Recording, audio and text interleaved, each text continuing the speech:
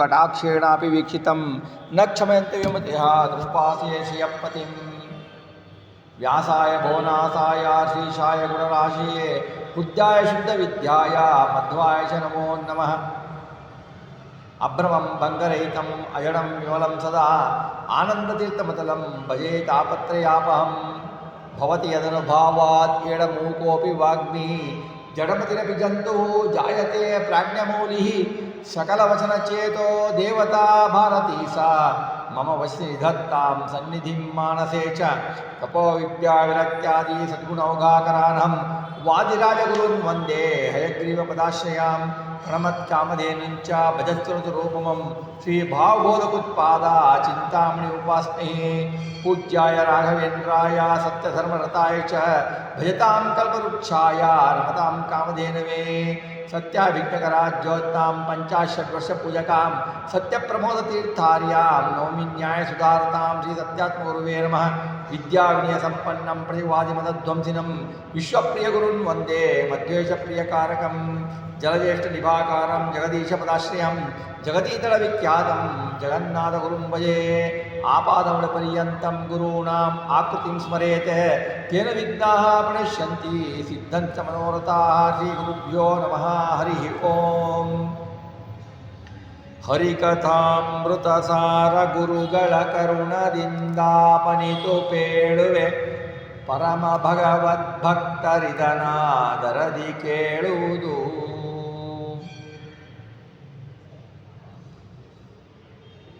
ಶ್ರೀ ಜಗನ್ನಾಥದಾಸ ವಿರಚಿತ ಹರಿಕಥಾಮೃತ ಸಾರದ ಚಿಂತನೆಯಲ್ಲಿ ತೊಡಗಿದ್ದೇವೆ.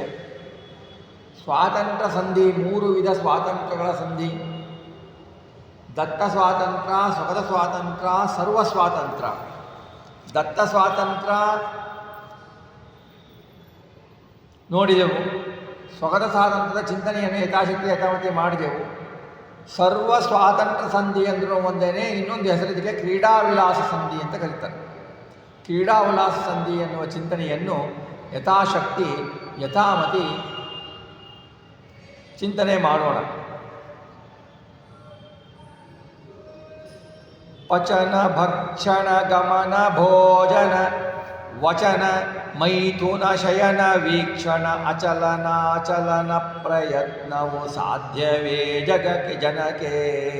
ಶುಚಿ ಸದನ ಭಯದಯದಿಂದ ಜೀವರ ನಿಜಯದೊಳು ತಾನಿಂತು ಮಾಡುವ ಉಚಿತನೋಚಿತ ಕರ್ಮಗಳನೆಂದರಿದು ಕೊಂಡಾಡು. ನೋಡಿ, ಸ್ವಾತಂತ್ರ್ಯ ಸಂಧಿ, ಸ್ವಗತ ಸ್ವಾತಂತ್ರ್ಯ ಸಂಧಿ, ದತ್ತ ಸ್ವಾತಂತ್ರ್ಯ ಸಂಧಿ, ಸರ್ವ ಸ್ವಾತಂತ್ರ್ಯ ಸಂಧಿ. ನಮಗೆ ಸುಮಾರು ಅನುಮಾನಗಳಿದ್ದಾವೆ, ಸುಮಾರು ಕಲ್ಪನೆಗಳಿದ್ದಾವೆ, ತಪ್ಪು ಕಲ್ಪನೆಗಳಿದ್ದಾವೆ. ಭಗವಂತ ದತ್ತ ಸ್ವಾತಂತ್ರ್ಯ ಸಂಧಿ ಅಂದರೆ ನಮಗೆ ಸ್ವಾತಂತ್ರ್ಯವನ್ನು ಕೊಟ್ಟಿದ್ದಾನೆ. ಭಗವಂತ ಅಂಶಗಳನ್ನು ತೆಗೆದು ಸ್ವಲ್ಪ ಅಂಶವನ್ನು ಕೊಟ್ಟಿದ್ದಾನೆ. ನಮಗೂ ಸ್ವಾತಂತ್ರ್ಯ ಇದೆಯಾ? ನಮಗೂ ಸ್ವಾತಂತ್ರ್ಯ ಸ್ವಲ್ಪನಾದರೂ ಇದೆ ಅಲ್ವಾ? ಜೀವನಿಗೆ ಕರ್ತೃತ್ವ ಇದೆ ಅಲ್ವಾ ಅಂತ ತಿಳ್ಕೊಂಡ್ರೆ ನಾವು ಬಹಳ ಏನು ಮಾಡ್ತೀವಿ, ಯೋಚನೆ ಮಾಡ್ತೀವಿ, ಎಲ್ಲ ದೇವರೇ ಮಾಡ್ತಾನೆ ಅಂದರೆ ಹೇಗೆ? ನನ್ನ ಪ್ರಯತ್ನವನ್ನು ನಾನು ಮಾಡಬೇಕಲ್ವಾ? ಈ ಚಿಂತನೆಯಲ್ಲಿ ಒಂದು, ಭಗವಂತನನ್ನು ಬಿಟ್ಟು ನಾನು ಪ್ರಯತ್ನವನ್ನು ಮಾಡಬಹುದೇ? ಭಗವಂತನ ಅವಶ್ಯಕತೆ ಇಲ್ಲವೇ ನಮ್ಮ ಪ್ರಯತ್ನಕ್ಕೆ ಅನ್ನೋದು ಒಂದು. ಇದನ್ನು ಬಹಳ ತಪ್ಪಾಗಿ ತಿಳ್ಕೊಂಡಿದ್ದಾರೆ. ನಮ್ಮ ಪ್ರಯತ್ನ ನಾವು ಮಾಡಬೇಕು ಅಂತ ಆಗೋದಿಲ್ಲ ರೀ, ಅದು ಭಗವಂತನ ಅಧೀನ. ನೋಡಿ, ಮುಂದೆ ದಾಸರು ಬಹಳ ಸುಂದರವಾಗಿ ವರ್ಣಿಸ್ತಾರೆ. ಇದೆಲ್ಲ ವಿಷ್ಣು ರಹಸ್ಯದಲ್ಲಿ ಹಯಗ್ರೀವ ದೇವರು ಬ್ರಹ್ಮದೇವರಿಗೆ ಉಪದೇಶಿಸಿದ ರಹಸ್ಯ ವಿಷ್ಣು ರಹಸ್ಯ. ವಿಷ್ಣು ರಹಸ್ಯದಲ್ಲಿ ಏನು ಹೇಳ್ತಾರೆ? ಇದರಲ್ಲಿ ಶೌನಕಾದಿ ಋಷಿಗಳಿಗೆ ಸೂತ ಪುರಾಣಿಕರು ಉಪದೇಶ ಮಾಡ್ತಾರೆ. ಹಿಂದೆ ಭೃಗು ಮಹರ್ಷಿಗಳು ಇಂದ್ರದ್ಯುಮ್ನ ರಾಜನಿಗೆ ಉಪದೇಶ ಮಾಡಿ ಸ್ವಗತ ಸ್ವಾತಂತ್ರ್ಯ ಸಂಧಿಯನ್ನು. ಇಲ್ಲಿ ಶೌನಕಾದಿ ಋಷಿಗಳು ಸೂತ ಪುರಾಣಿಕರು ಶೌಚಕಾದಿ ಋಷಿಗಳಿಗೆ ಹೇಳ್ತಾರೆ. ಈಗ ಜೀವನಿಗೆ ಸ್ವಾತಂತ್ರ್ಯ ಇಲ್ಲವಾ? ಯಾಕೆ ಇಲ್ಲ? ಜೀವನಿಗೆ ಪ್ರಯತ್ನ ಮಾಡಲಿಕ್ಕೆ ಆಗೋದಿಲ್ವಾ? ಯಾಕೆ ಅಂದರೆ ಒಂದು ತಿಳ್ಕೊಳ್ಬೇಕು, ಹಿಂದೆ ಅನೇಕ ಸಾರಿ ಬಂದಿದೆ ಅದು. ಜೀವ ನಿತ್ಯ, ಪರಮಾತ್ಮ ನಿತ್ಯ, ಸ್ವರೂಪತಃ ಜೀವ ನಿತ್ಯನೇ. ಈಗ ಜೀವನ ಪರಿಮಾಣ ಏನು? ಪರಿಮಾಣ ಅಂದರೆ ಜೀವನ ಸೈಜ್ ಏನು? ಒಂದು ಕುದುರೆಯ ಬಾಲದ ಒಂದು ಕೂದಲನ್ನು ತೆಗೆದುಕೊಂಡು ಅದರ ಕೊನೆಯನ್ನು 100 ಭಾಗ ಮಾಡಿ ಮತ್ತೆ ಅದರ ಒಂದು ಕೊನೆಯನ್ನು ತೆಗೆದುಕೊಂಡರೆ ಏನು ಗಾತ್ರ ಬರುತ್ತೋ ಅಷ್ಟೇ ಜೀವನ ಗಾತ್ರ. ನೀವು ಯೋಚನೆ ಮಾಡಿ, ಅಷ್ಟು ಪರಮಾಣುವಾದ ಜೀವ ಈ ಸ್ಥೂಲ ದೇಹವನ್ನು ಧರಿಸಲಿಕ್ಕೆ ಸಾಧ್ಯನೇ?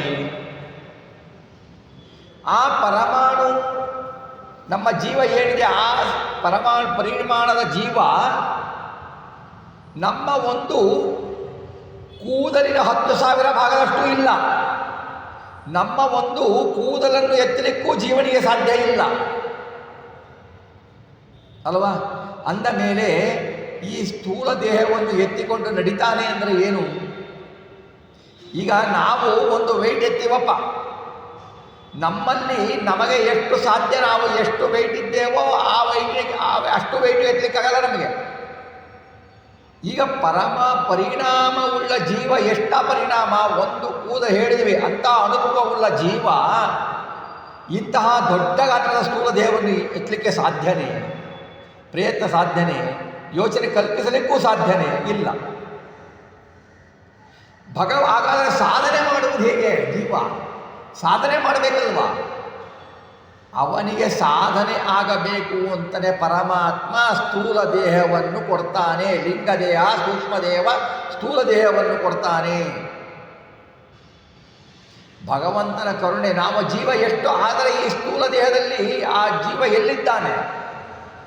ಈ ಸ್ಥೂಲ ದೇಹದ ಹೃದಯ ಕಮಲದಲ್ಲಿ ಮೂಲೇಶ ನಾಮಕ ಪರಮಾತ್ಮ ಇದ್ದಾನೆ.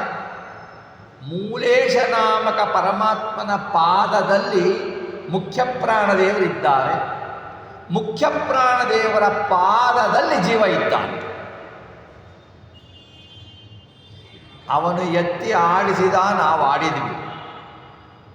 ಅವನು ಪ್ರಯತ್ನ ಮಾಡಿಸ್ದ, ನಾವು ಮಾಡಿದ್ವಿ. ನಮಗೆ ಕರ್ತೃತ್ವ ಅನ್ನೋದಿಲ್ಲ ರೀ. ಕರ್ತೃತ್ವ ಇದೆ, ಕರ್ತೃತ್ವ ಕೊಡ್ತಾನೆ ಭಗವಂತ. ಕರ್ತೃತ್ವ ಹೇಗೆ ಕೊಡ್ತಾನೆ? ಈಗ ನಾವು ಹೇಳಿದ್ವಿ, ಹಿಂದೆ ಬಂದು ಭಗವಂತ ತನ್ನ ಒಂದು ಅಂಶವನ್ನು ತೆಗೆದುಬಿಟ್ಟು ಒಂದು ಗುಣದ ಒಂದು ಸ್ವಲ್ಪ ಕಿತ್ತು ಬಿಟ್ಟು ಇವರಲ್ಲಿ ಇಡ್ತಾನೆ ಅಂತ ಕೇಳಿದ್ವಿ ಅಲ್ವಾ?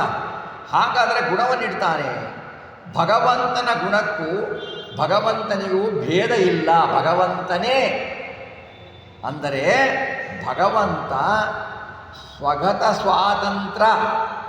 ಸ್ವಾತಂತ್ರ್ಯದ ರೂಪಕನಾಗಿ ಸ್ವಾತಂತ್ರ್ಯದ ರೂಪದಿಂದ ನಮ್ಮಲ್ಲಿ ಇದ್ದು ನಮ್ಮಲ್ಲಿ ಕರ್ತೃತ್ವವನ್ನು ಕೊಟ್ಟು ಆ ಕರ್ತೃತ್ವ ದ್ವಾರ ಕ್ರಿಯೆಯನ್ನು ಮಾಡಿಸ್ತಾನೆ ಭಗವಂತ.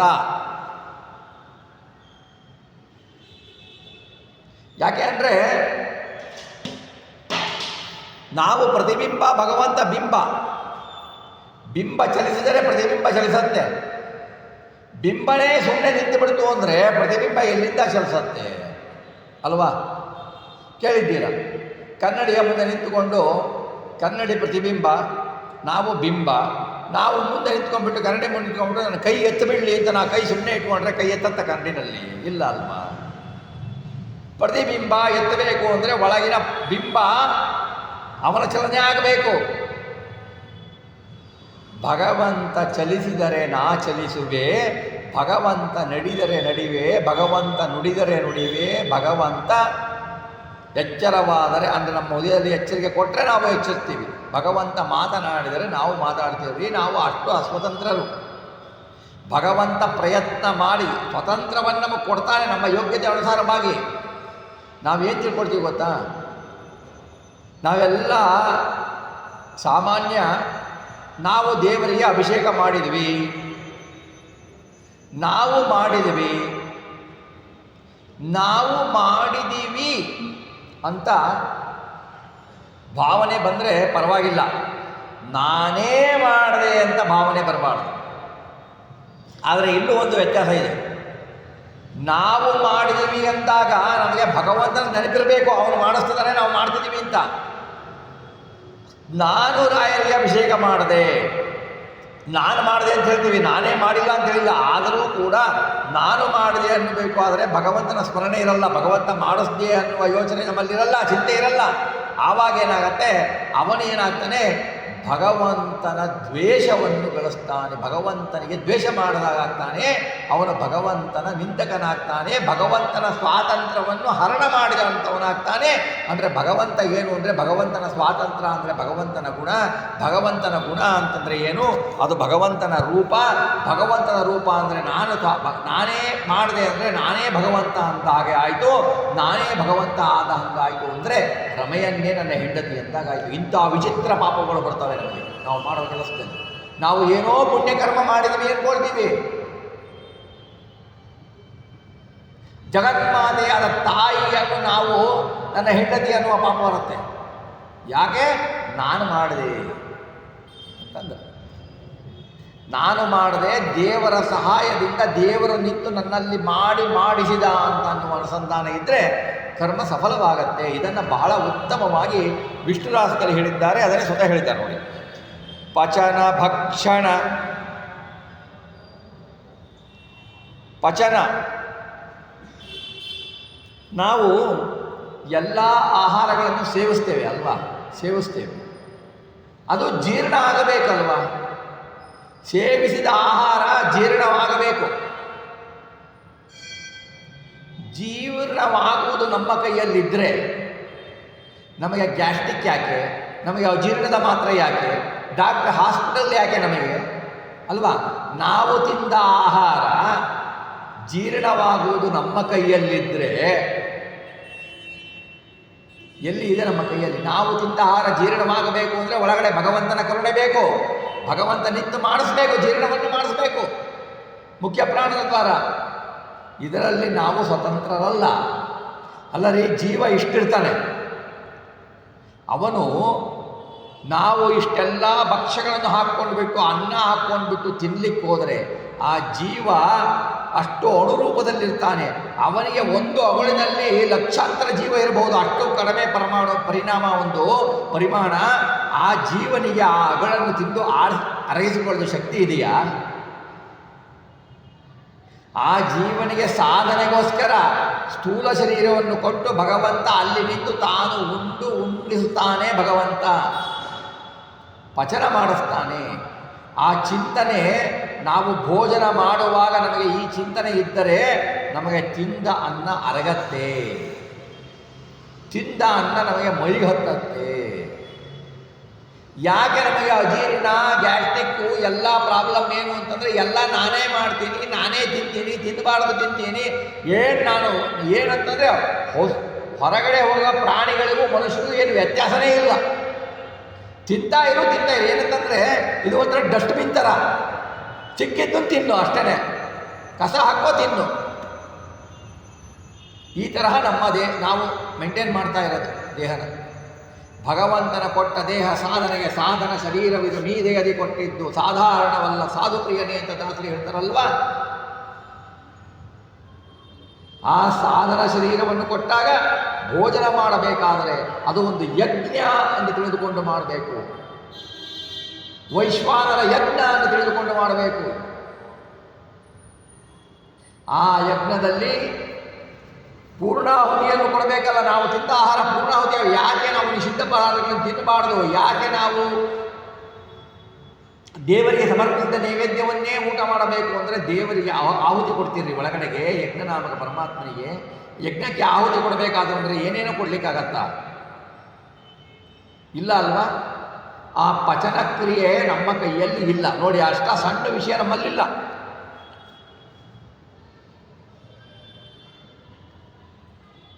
ಹೋಗಲಿ, ಪಚನ ಇಲ್ಲಪ್ಪ, ನಾವು ಭಕ್ಷಣ ಮಾಡ್ತೀವಿ, ನಾವು ತಿಂತು ಬಿಡ್ತೀವಿ, ಚೆನ್ನಾಗಿ ತಿಂತೀವಿ.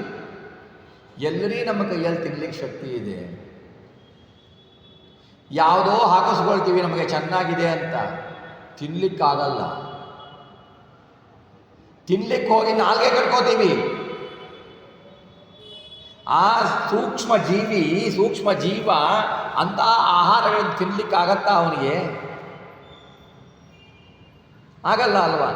ಆ ಯಜ್ಞದ ಸಾಧನೆ ಬರಬೇಕಲ್ವ? ಭಕ್ಷಣ ಮಾಡಿದ ಮೇಲೆ ಅದು ಭಗವಂತನಿಗೆ ಆಹುತಿ ಅಂತ ಹಾಕಬೇಕು. ಆ ಆಹುತಿ ಹಾಕಬೇಕು ಅಂದಾಗ ಸೂಕ್ಷ್ಮ ಜೀವನಿಗೆ ಆಗೋಲ್ಲ. ಅದಕ್ಕೆ ಸ್ಥೂಲ ದೇಹವನ್ನು ಕೊಟ್ಟು ಭಗವಂತ ಸಾಧನೆಯನ್ನು ಮಾಡಿಸ್ತಾನೆ. ಲಿಂಗ ದೇಹ ಸೂಕ್ಷ್ಮ ದೇಹವನ್ನು ಕೊಟ್ಟುಬಿಟ್ಟು, ಲಿಂಗ ದೇಹವನ್ನು ಕೊಟ್ಟುಬಿಟ್ಟು ಮತ್ತು ಸ್ಥೂಲ ದೇಹವನ್ನು ಕೊಟ್ಟುಬಿಟ್ಟು ಸಾಧನೆಯನ್ನು ಮಾಡಿಸ್ತಾನೆ ಭಗವಂತ.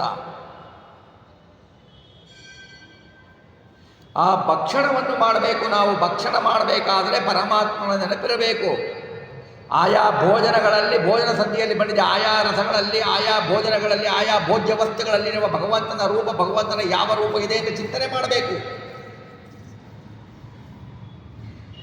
ಚಿಂತನೆ ಮಾಡಿ ಹರಿನಿವೇದಿತ ಅನ್ನವನ್ನು ಊಟ ಮಾಡಬೇಕು. ಅನ್ನ ಅಂದರೆ ತಿನ್ನುವುದೆಲ್ಲ ಅನ್ನನೇ, ಬರೇ ಅಕ್ಕಿಯಿಂದ ಮಾಡಿದ್ದ ಅನ್ನ ಅಂತಲ್ಲ, ತಿನ್ನುವುದೆಲ್ಲ ಅನ್ನನೇ. ಭಕ್ಷಣ ಬೇಕು. ಜೀವಕ್ಕೆ ಭಕ್ಷಣಕ್ಕೆ ಯೋಗ್ಯತೆ ಇಲ್ಲ, ಭಕ್ಷಣ ಮಾಡಬೇಕು. ವಚನ, ನಾವು ಮಾತಾಡ್ತೀವ್ರಿ, ಮಾತಾಡುವುದಕ್ಕೆ ಸ್ವಾತಂತ್ರ್ಯ ನಮ್ಮ ಕೈಯಲ್ಲಿದೆಯಾ? ನಾವು ಏನೋ ಮಾತಾಡಬೇಕು ಅಂತ ಹೋಗ್ತೀವಿ, ಏನೋ ಮಾತಾಡಿರ್ತೀವಿ ಅಲ್ವಾ? ಕೆಲವೊಂದು ಸಾರಿ ನಮ್ಮ ಕೈಯಲ್ಲಿ ನಮ್ಮ ಬಾಯಿ ಹಿಡಿತ ಇಲ್ಲ. ನಮ್ಮ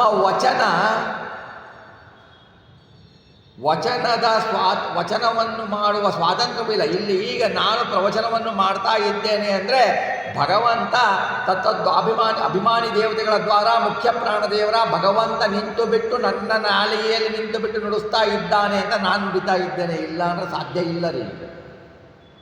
ನೀವು ಕುಳಿತುಕೊಂಡು ನಿಮ್ಮ ಕಿವಿಯಲ್ಲಿರುವ ಅಭಿಮಾನಿ ದೇವತೆ ಚಂದ್ರನ ಅಭಿಮಾನಿ ಅಂತರ್ಯಾಮಿಯಾದ ಮುಖ್ಯ ಪ್ರಾಣದೇವರ ಅಂತರ್ಯಾಮಿಯಾಗಿ ಭಗವಂತ ನಿಮ್ಮ ಕಿವಿಯಲ್ಲಿ ನಿಂತು ಅವನು ಕೇಳಿಸ್ತಾ ಇದ್ದಾನೆ ಅಂದರೆ ನೀವು ಕೇಳ್ತಿರ್ಲಿ. ಅವನು ಸ್ವಲ್ಪ ಈ ಕಡೆ ಮರೆಯಾದ ಅಂದರೆ ಆಚಾರ್ಯ ನೀವೇನು ಹೇಳಿದ್ರಿ, ಚೆನ್ನಾಗಿ ಹೇಳಿದ್ರಿ, ಏನು ಹೇಳಿದ್ರಿ ಗೊತ್ತಿಲ್ಲ, ಅದು ಅರ್ಥ ಆಗಲಿಲ್ಲ ನಮಗೆ. ಆ ಶ್ರವಣ ಮಾಡಬೇಕಲ್ವಾ, ವಾಚನ ಮಾಡಬೇಕಲ್ವಾ? ಆ ವಚನಕ್ಕೆ ಶಕ್ತಿ, ಸ್ವಾತಂತ್ರ್ಯ ಇದೆಯಾ ಜೀವನಿಗೆ? ಎಲ್ಲಿದೆ ರೀ ಜೀವನಿಗೆ ಸ್ವಾತಂತ್ರ್ಯ? ವಚನಕ್ಕೆ ಇಲ್ಲ. ಭಗವಂತ ನೀ ನುಡಿಸಿದರೆ ನಾ ನುಡಿವೆ, ದಾಸರು ಹೇಳ್ತಾರಲ್ವ, ನೀ ನುಡಿಸಿದರೆ ನಾನು ನುಡಿತೀನಯ್ಯ. ನನಗೆ ಯಾವ ಥರ ಸ್ವಾತಂತ್ರ್ಯ ಇದೆ? ಅದಕ್ಕೆ ಹೇಳೋದು, ಹಾಡಿದರೆ ಎನ್ನೊಡೆಯನ ಹಾಡುವೆ, ನುಡಿದರೆ ಭಗವಂತನನ್ನು ನುಡಿವೆ, ಭಗವಂತನ ಗುಣಗಳನ್ನು ವರ್ಣನೆ ಮಾಡುವೆ, ಭಗವಂತನ ರೂಪಗಳನ್ನು ವರ್ಣನೆ ಮಾಡುವೆ, ಭಗವಂತರ ಭಕ್ತರ ಗುಣಗಳನ್ನು ವರ್ಣನೆ ಮಾಡುವೆ. ಅದು ಬಿಟ್ಟು ಇನ್ಯಾರೋ ಗುಣಗಳನ್ನು, ಇನ್ಯಾರ್ದೋ ಗುಣಗಳನ್ನು, ಇನ್ಯಾವುದೋ ಗ್ರಾಮಗೀತೆಯನ್ನು, ಇನ್ಯಾರ್ದೋ ಸ್ತುತಿಯನ್ನು ಮಾಡಿದರೆ ಭಗವಂತ ಏನಂತಾನೆ, ನಾನು ನಿನಗೆ ವಾಚಕ ಮಾಡಲಿಕ್ಕೆ ಕೊಟ್ಟಂತಹ ಇಂದ್ರಿಯವೇ ವೇಸ್ಟು ಅಂತಾನೆ ಭಗವಂತ. ನಮಗೆ ವಚನ ಮಾಡಲಿಕ್ಕೂ ಸ್ವಾತಂತ್ರ್ಯ ಇಲ್ಲ.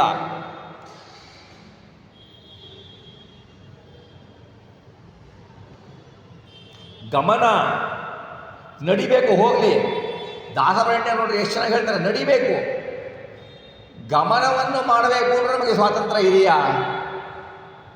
ನಾವು ಎಲ್ಲೋ ದೇವಸ್ಥಾನಕ್ಕೆ ಹೋಗಬೇಕು ಅಂತೀವಿ, ಕಾಲು ನೋವು ಬರುತ್ತೆ, ಅಯ್ಯೋ ಕಾಲು ನೋವು ಹೋಗ್ಲಿಕ್ಕಾಗಲ್ಲ. ದೇವಸ್ಥಾನಕ್ಕೆ ಹೋಗಬೇಕು ಅಂತೀವಿ, ಯಾರೋ ಬರ್ತಾರೆ ಮನೆಗೆ, ನಾವು ಅವರನ್ನು ಬಿಟ್ಟು ದೇವಸ್ಥಾನಕ್ಕೆ ಬರೋ ಅಂಥ ದೇವರ ಮೇಲೆ ಧಾರಣೆ ನಮ್ಮಲ್ಲಿಲ್ಲ. ನಾವು ಗಮನ ಮಾಡಬೇಕು. ನಮ್ಮ ಕ್ರಿಯೆ ಗಮನ ನಡೆದುಕೊಂಡು ಹೋಗಬೇಕು ಅಂತಂದರೆ ಭಗವಂತನ ಅಧೀನ ನಾವು. ಭಗವಂತ ನಡೆಸಿದರೆ ನಾ ನಡಿವೆ. ಭಗವಂತ ನಮ್ಮ ಕಾಲಲ್ಲಿ ತತ್ವಾಭಿಮಾನಿಗಳ ದೇವತೆಗಳ ದ್ವಾರ ಮುಖ್ಯ ಪ್ರಾಣದವರು ತನ್ನ ಕಾಲನ್ನು ಇಟ್ಟು ತಾನು ನಡೆಸಿದರೆ ನಾವು ನಡಿತೇವೆ. ಇಲ್ಲ ಅಂದರೆ ನಮ್ಮ ಕೈಯಲ್ಲಿ ನಡೀಲಿಕ್ಕೆ ಶಕ್ಯ ಇಲ್ಲ ರೀ. ಎಲ್ಲಿದೆ ಶಕ್ಯ ನಮ್ಮಲ್ಲಿ ನಡೀಲಿಕ್ಕೆ? ಸಾಧ್ಯನೇ ಇಲ್ಲ. ಒಂದು ಹೆಜ್ಜೆ ಮೂವಾಗಲ್ಲ ನಾವು. ಭಗವಂತ ಸ್ವಲ್ಪ ಮರೆಯಾದ ಅಂದರೆ ಕಾಲಿಗೆ ಪಾರ್ಶ್ವವಾಯು ಎದ್ದು ಓಡಾಡ್ಲಿಕ್ಕಾಗಲ್ಲ, ಕೂತ್ಕೊಳ್ಳಿಕ್ಕಾಗಲ್ಲ, ನಿಂತ್ಕೊಳ್ಳಿಕ್ಕಾಗಲ್ಲ, ನಡಿಲಿಕ್ಕಾಗಲ್ಲ. ಎಷ್ಟೋ ಜನಕ್ಕೆ ಅಯ್ಯೋ ನಾವು ನಡಿಲಿಕ್ಕಾಗಲ್ಲ, ಅಯ್ಯೋ ನಾವು ಬೆಟ್ಟ ಹತ್ಲಿಕ್ಕಾಗಲ್ಲ, ಏನೋ ಹೋಗ್ಲಿಕ್ಕಾಗಲ್ಲ. ಯಾಕೆ? ನಾವು ನಮ್ಮ ಇಂದ್ರಿಯಗಳಲ್ಲಿ ಭಗವಂತನ ಅಧಿಷ್ಠಾನವನ್ನು, ಭಗವಂತನ ಇರುವಿಕೆಯನ್ನು ಮರೆತು ಬಿಟ್ಟಿದ್ದೇವೆ. ಅದು ನಂದು ಕಾಲು ಅಂತ. ಎಲ್ಲೆಲ್ಲಿಗೋ ಹೋಗ್ತೀವಿ, ಭಗವಂತನ ದರ್ಶನಕ್ಕೆ ಹೋಗಲ್ಲ, ಭಗವಂತನ ಮೂರ್ತಿಗಳ ದರ್ಶನಕ್ಕೆ ಹೋಗಲ್ಲ, ಭಗವಂತನ ಭಕ್ತರ ದರ್ಶನಕ್ಕೆ ಹೋಗಲ್ಲ, ಹೋಗಬಾರದ ಜಾಗಕ್ಕೆ ಹೋಗ್ತೀವಿ. ಮತ್ತೆ ಕಾಲು ಅದರ ಅಧೀನ ಯಾರು? ನಮ್ಮ ಕರ್ಮಕ್ಕೆ ಅನುಸಾರವಾಗಿ ಭಗವಂತ ನಡೆಸ್ತಾನ್ರಿ. ನಿನ್ನ ಕರ್ಮ ಇಷ್ಟಿದೆ, ಇಲ್ಲಿ ಹೋಗಬೇಕು, ನೀನು ಅಷ್ಟೇ ಅವನು ನಡೆಸ್ತಾನೆ. ನಮ್ಮ ಎಲ್ಲಿ ಏನು ಇಲ್ಲ, ಇದು ಕೂಡ ಇಲ್ಲ ನಮ್ಮಲ್ಲಿ.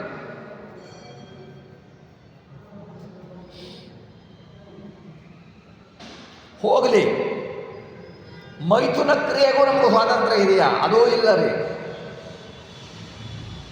ಅವನು ಒಳಗೆ ನಿಂತು ಮಾಡಿಸಿದ ಅಂದರೆ ಮೈಥುನ ಕ್ರಿಯೆ ನಡೆಯತ್ತಿದ್ದೀರ, ಅದೂ ನಡೆಯಲ್ಲ. ನಿದ್ದೆ, ಶಯನ, ಎಷ್ಟು ಜನಕ್ಕೆ ನೋಡಿದ್ದೀವಿ, ನಿದ್ದೆ ಎಲ್ಲಿ ಬರುತ್ತೆ ರೀ? ಅಯ್ಯೋ ಹೇಳ್ತಾರೆ, ನಾನು ಮಲ್ಕೊಂಡ್ರೆ ನಂಗೆ 1:30 ಮೇಲೆ ನಿದ್ದೆ ಬರೋದು, 2:30 ಮೇಲೆ ನಿದ್ದೆ ಬರೋದು. ಎಷ್ಟು ನಿದ್ದೆ ಬರಲ್ಲ, ಏನು ಟ್ಯಾಬ್ಲೆಟ್ ತೊಗೊಂಡೇ ಮಲ್ಕೋಬೇಕು ದಿವಸನು, ನಿದ್ದೆ ಬರಲ್ಲ. ಶಯನ, ನಿದ್ರೆ ಭಗವಂತ ಕೊಟ್ಟರೆ ಉಂಟು, ಭಗವಂತ ಕೊಡಲಿಲ್ಲ ಅಂದರೆ ಎಲ್ಲಿ ನಿದ್ದೆ ರೀ? ಕೆಲವರಿಗೆ ಕೂತ್ಕೊಂಡಲ್ಲೇ ನಿದ್ದೆ ಬರುತ್ತೆ, ನಮಗೆ ನಿದ್ದೆ ಬರಬಾರ್ದು ಅಂದಿರ್ತೀವಿ. ಉದಾಹರಣೆ ಹೇಳ್ತೀನಿ, ನೀವೆಲ್ಲ ಹಾಗಲ್ಲ. ಉದಾಹರಣೆ ಹೇಳ್ತೀನಿ, ಪ್ರವಚನದಲ್ಲಿ ಕೂತಿರ್ತಾರೆ, ನಿದ್ದೆ ಬರಬಾರ್ದು ಅಂತ ಬಹಳ ಶ್ರಮ ಪಟ್ಟಿರ್ತಾರೆ, ಬಹಳ ಪ್ರಯತ್ನ ಪಟ್ಟಿರ್ತಾರೆ, ನಿದ್ರೆ ಮಾಡಬಾರ್ದು, ಇವತ್ತೇ ಫುಲ್ ಕೇಳಬೇಕು ಅಂತ ಕೂತಿರ್ತಾರೆ. ಪ್ರವಚನಕ್ಕೆ ಸ್ಟಾರ್ಟ್ ಆಗಿ ಪ್ರಾರಂಭ ಆಗಿ ಕೂತ್ಕೊಂಡ ತಕ್ಷಣ ನಿದ್ದೆ ಬಂದಿದ್ದೆ ಪ್ರವಚನ ಮುಗಿದ ಮೇಲೆ ಹೇಳೋದು.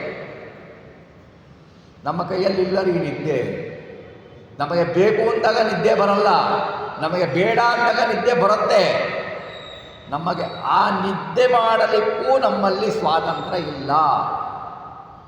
ಭಗವಂತ ಇದ್ದು ಇವನಿಗೆ ಈ ಸಮಯದಲ್ಲಿ ನಿದ್ರೆಯನ್ನು ಕೊಡಬೇಕು ಅಂತ ಭಗವಂತ ಇಚ್ಛಿಸದ ನಮ್ಮ ಕರ್ಮಾನುಸಾರವಾಗಿ ಅಂದರೆ ಉಂಟು, ಇಲ್ಲ ಅಂದರೆ ಇಲ್ಲ.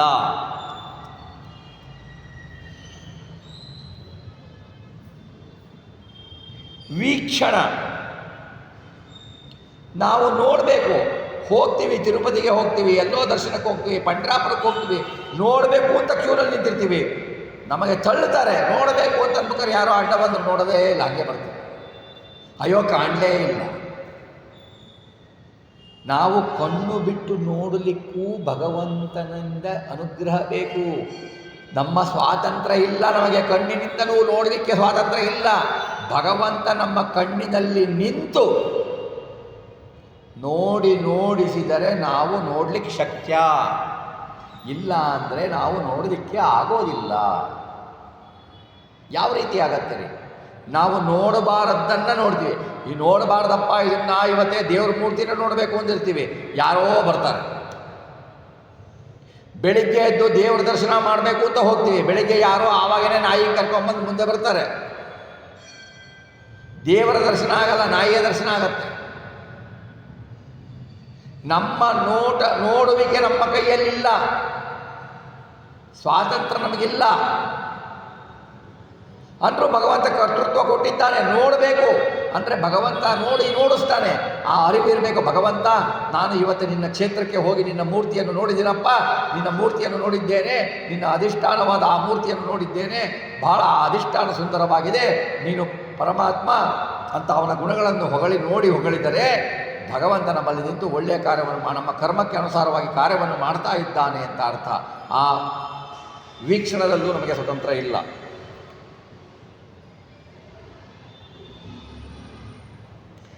ಅಚಲನಾಚಲನ,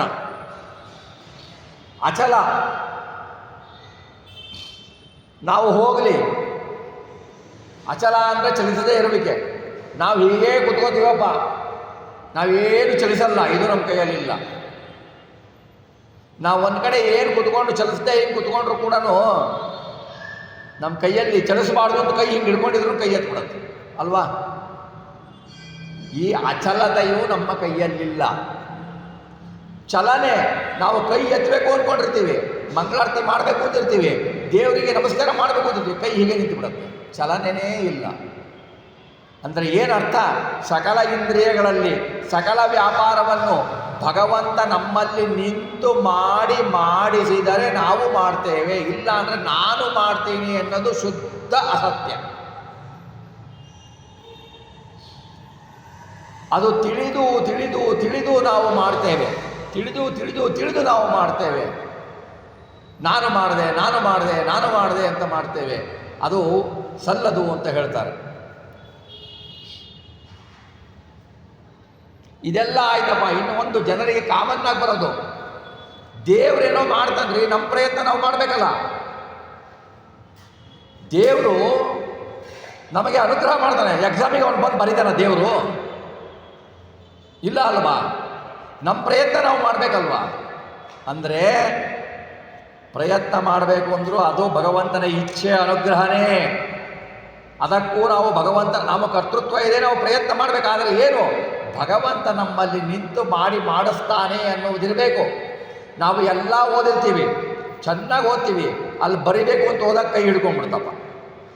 ಬರಿಬೇಕು ಅಂತ ಹೋದಾಗ ನೆನಪೇ ಬರಲ್ಲ. ಅದೆಲ್ಲ ಕೊಟ್ಟು ಬಂದಲ್ಲಿ ನೆನಪು ಬರುತ್ತೆ. ಇಲ್ಲ ಏನೋ ಇರುತ್ತೆ, ಏನೋ ಬರೆದು ಬಂದಿಟ್ಟಿರ್ತೀವಿ. ಈ ಪ್ರಯತ್ನವು ನಮ್ಮ ಕೈಯಲ್ಲಿಲ್ಲ. ಹಾಗೆ ನಮ್ಮ ಕೈಯಲ್ಲಿ ಪ್ರಯತ್ನ ಇರಬೇಕು ಅಂತಂದರೆ, ನಮ್ಮ ಸ್ವತಂತ್ರ ಪ್ರಯತ್ನ ನಮ್ಮದು ಅಂತ ಇದ್ದರೆ ನಾವು ಮಾಡುವ ಕಾರ್ಯಗಳೆಲ್ಲ ಫಲಿಸಬೇಕಾಗಿತ್ತು ಅಲ್ವಾ? ನಾವು ಏನು ಕೆಲಸ ಮಾಡಿದರು, ಏನು ಪ್ರಯತ್ನ ಮಾಡಿದರು, ಪ್ರಯತ್ನ ನಮ್ಮ ಅಧೀನ ಅಂದರೆ ನಾವು ಏನು ಪ್ರಯತ್ನವನ್ನು ಮಾಡಿದರೂ ಅದು ಸಫಲ ಆಗಬೇಕಾಗಿತ್ತು.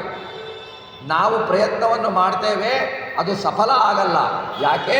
ಪ್ರಯತ್ನ ನಮ್ಮ ಕೈಯಲ್ಲಿಲ್ಲ. ಭಗವಂತನ ಇಚ್ಛೆ ಇರಬೇಕು.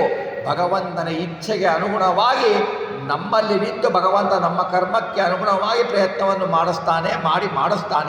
ಆ ರೀತಿ ಸ್ವಲ್ಪ ಕರ್ತೃತ್ವ ನಮಗೆ ಕೊಟ್ಟಿರ್ತಾನೆ ಪರಮಾತ್ಮ.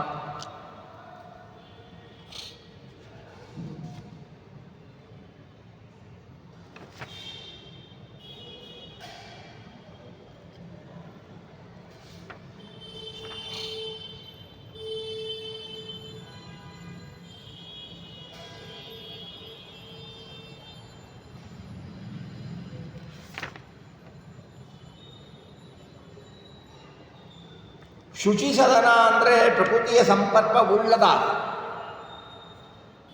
ಶುಚಿಭೂತಳಾದ ರಮಾದೇವಿಯನ್ನೇ ಮನೆಯನ್ನಾಗಿ ಮಾಡಿಕೊಂಡ ಪರಮಾತ್ಮ ಸರ್ವ ಜೀವಾಂತರದಲ್ಲಿದ್ದಾನೆ. ದೇಹದಿಂದ ಜೀವರಲ್ಲಿ ಇದ್ದುಕೊಂಡು ಬಿಟ್ಟು, ಜೀವರ ನಿಚಯದಲ್ಲಿ ಸ್ಥೂಲ ದೇಹದಲ್ಲಿ ಇದ್ದುಕೊಂಡು ಬಿಟ್ಟು ಮಾಡಿಸ್ತಾನೆ ಭಗವಂತ. ಮಾಡಿಸ್ತಾನೆ.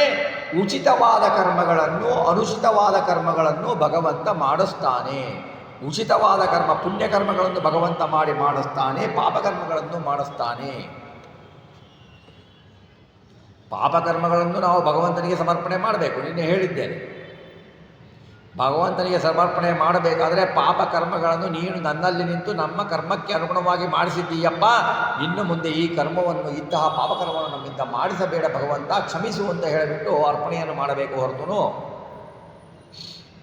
ಭಗವಂತ ನೀನೇ ಮಾಡಿಸಿದ್ದು, ನೀನು ಭಗವಂತ ನಮ್ಮ ಯಾವ ಕರ್ಮಗಳನ್ನು ಉಣ್ಣಲ್ಲರಿ.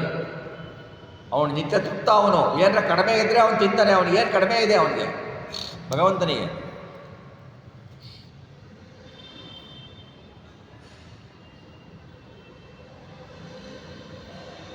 ಹೀಗೆ ತಿಳಿದುಕೊಂಡು ಬಿಟ್ಟು ಕೊಂಡಾಡು ಭಗವಂತನನ್ನು. ಇದಕ್ಕೆ ಇವರೆಲ್ಲ ಇಷ್ಟು ಹೇಳಿದ್ದೇನು ಗೊತ್ತಾ? ತೇನ ವಿನಾ ತೃಣಮಪಿನ ಚಲಿತೆ ಎಂಬ ಉಪನಿಷತ್ನ ವಾಕ್ಯ ಇದೆಯಲ್ಲ, ನಿನ್ನಿಂದ ನೀನಿಲ್ಲದೆ ಒಂದು ಹುಲ್ಲುಗಡ್ಡಿ ಕೂಡ ಪ್ರಪಂಚದಲ್ಲಿ ಚಲಿಸುವುದಿಲ್ಲ ಅನ್ನುವುದಕ್ಕೆ ಈ ಪದ್ಯವನ್ನು ಹೇಳ್ತಾರೆ. ಇದನ್ನು ವಿಷ್ಣು ರಹಸ್ಯದಲ್ಲಿ ಹೇಳ್ತಾರೆ. ಪಚನಂ ಗಮನಂ ಭಕ್ಷ್ಯಂ ಭುಕ್ತಿರಿತ್ಯಾದಿ ಕರ್ಮಸು ದೃಶ್ಯತೆ ಯತ್ನ ಸಾಧ್ಯತ್ವಂ ದೈವಂ ತತ್ರಾಪಿ ಚಿಂತೆಯೇತ್ ಕರ್ತುಮಿಚ್ಛಾವಿಘಾತೈದೆ ಲಿಂಗೈ ಸಮ್ಯಕ್ ವಿವೇಕಿನ.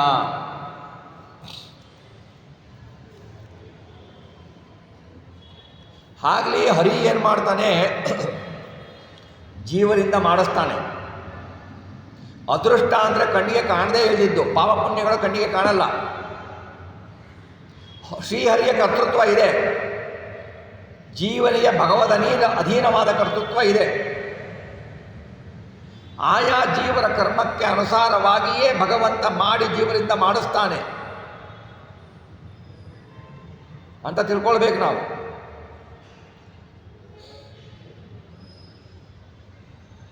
ಹೀಗೆ ಭಗವಂತ ಎಲ್ಲ ಕ್ರಿಯೆಯನ್ನು ಮಾಡಿಸ್ತಾನೆ ಅಂತ ತಿಳ್ಕೊಂಡು ಬಿಟ್ಟು ನಾವು ಕರ್ಮವನ್ನು ಮಾಡಿದರೆ ಕರ್ಮದ ಫಲ ನಮಗೆ ಭಗವಂತ ಕೊಡ್ತಾನೆ.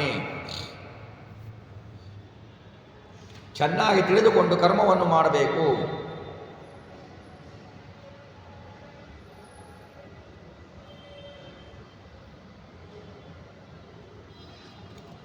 ಅಂತ ದಾಸವರೇಣ್ಯರು ಹೇಳ್ತಾರೆ.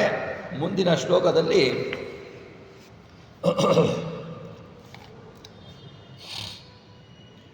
ವಿಷ್ಟರಶ್ರವ ದೇಹದೊಳಗೆ ಪ್ರವಿಷ್ಟವಾಗಿ ನಿರಂತರದಿ ಬಹುಚೇಷ್ಟೆಗಳ ಮಾಡುತ್ತಿರೆ ಕಂಡು ಸಜೀವಿ ಎನ್ನುತ್ತಿಹರೋ. ಹೃಷ್ಟರಾಗುವರವರ ನೋಡಿ ಕನಿಷ್ಠರೆಲ್ಲರ ಸೇವೆ ಮಾಡ್ಪರು ಬಿಟ್ಟ ಕ್ಷಣದಲ್ಲಿ ಕುಣಪನೆಂದರಿದನುಪೇಕ್ಷಿಪರು. ವಿಷ್ಟರ ಶ್ರವ ದೇಹದೊಳಗೆ, ವಿಷ್ಟರ ಅಂದರೆ ಆಸನ, ಸಿಂಹಾಸನ. ಭಗವಂತ ನಮ್ಮ ದೇಹದಲ್ಲಿ ಪ್ರವಿಷ್ಟನಾಗಿ ನಿರಂತರದಿಂದ ಇರ್ತಾನೆ.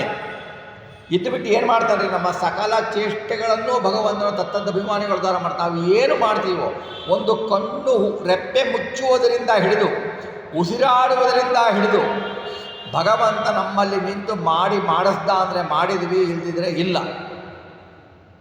ಎಲ್ಲ ಚೇಷ್ಟೆಗಳನ್ನು ನಮಗೆ ಸ್ಥೂಲ ದೇಹ ಕೊಟ್ಟು ನಾವು ಬದುಕಿರುವವರೆಗೆ ಎಲ್ಲ ಚೇಷ್ಟೆಗಳನ್ನು ಭಗವಂತ ಮಾಡಿಸ್ತಾ ನಿರಂತರವಾಗಿ ಮಾಡಿಸ್ತಾನೆ. ನಿರಂತರವಾಗಿ ನಾವು ನಿದ್ದೆ ಮಾಡಿದಾಗಲೂ ಮಾಡಿಸ್ತಾನೆ ಭಗವಂತ ಚೇಷ್ಟೆ ಅಲ್ವಾ? ಮಾಡಿಸ್ತಾನೆ ಭಗವಂತ ಚೇಷ್ಟೆ. ನಮ್ಮ ಕರ್ಮಕ್ಕೆ ಅನುಸಾರವಾಗಿ ಚೇಷ್ಟೆಯನ್ನು ಮಾಡಿಸ್ತಾನೆ. ಅವನು ಚೇಷ್ಟೆಗಳನ್ನು ಮಾಡ್ತಾ ಇದ್ದರೆ ನಾವೇನಂತೀವಿ, ಜನ ಏನಂತಾರೆ ಗೊತ್ತಾ? ನೋಡಿ ಎಷ್ಟು ಸತ್ಕರ್ಮಗಳನ್ನು ಮಾಡ್ತಾ ಇದ್ದಾನೆ, ಏನು ಮಾಡ್ತಾ ಇದ್ದಾನೆ, ಸಜೀವಿ ಇವನು, ಜೀವಂತವಾಗಿದ್ದಾನೆ ಇವನು, ಜೀವಂತವಾಗಿದ್ದಾನೆ ಇವನು ಮನುಷ್ಯ, ಎಷ್ಟು ಚೆನ್ನಾಗಿ ಆಕ್ಟಿವ್ ಇದ್ದಾನೆ, ಚೇಷ್ಟೆಗಳನ್ನು ಮಾಡ್ತಾ ಇದ್ದೇನೆ. ಇದು ಯಾಕೆ? ಭಗವಂತ ಒಳಗೆ ನಿಂತು ನಮ್ಮಿಂದ ಚೇಷ್ಟೆಯನ್ನು ಮಾಡಿಸ್ತಾ ಇದ್ದಾನೆ ಅಂತ ಜೀವಿ ಚೇಷ್ಟೆ, ಸಜೀವಿ ಅಂತಂತಾರೆ.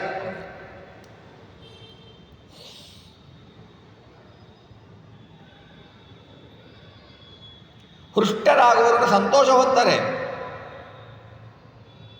ಅವರಿಗೇನು ಮಾಡ್ತಾರೆ? ಅವರು ಎಷ್ಟು ಗುಣವಂತರಪ್ಪ, ಎಷ್ಟು ದೊಡ್ಡವರು, ಎಷ್ಟು ಸಾತ್ವಿಕರು ಅಂತ ಹೇಳಿಬಿಟ್ಟು ಚಿಕ್ಕ ಜನರೆಲ್ಲ ಸೇವೆ ಮಾಡ್ತಾರೆ ಅವರಿಗೆ. ಯಾಕೆ?